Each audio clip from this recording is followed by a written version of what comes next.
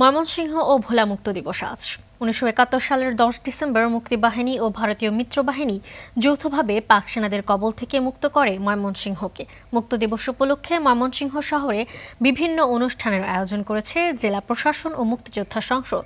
এছাড়া বিভিন্ন রাজনৈতিক, সামাজিক ও সাংস্কৃতিক সংগঠনও বিভিন্ন কর্মসূচি পালন করছে।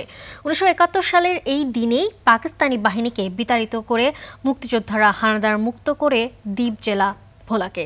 দিবসটি উপলক্ষে শহীদ মুক্তিযোদ্ধা স্মৃতি ফলক ও বধ্যভূমিতে ফুল দিয়ে শ্রদ্ধা জানানোর পাশাপাশি শোভাযাত্রার আয়োজন করা হয়েছে।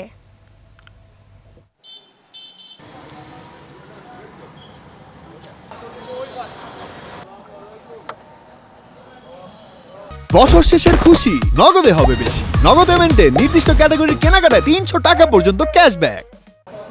যেই জন্য যুদ্ধ করে দেশ স্বাধীন করেছি, এই হানাহানি বিদ্বেষ যেন না থাকে, দেশটা যেন সুন্দর সুষ্ঠুভাবে থাকে, দেশের মানুষ যেন সুখে থাকে। কারির মাথায় তারা ওই গান বোটাইছে পাঞ্জাবি গো, আবার পরে যে আমাকে মুক্তিযোদ্ধারা আবার এটার উপর আক্রমণ করছে।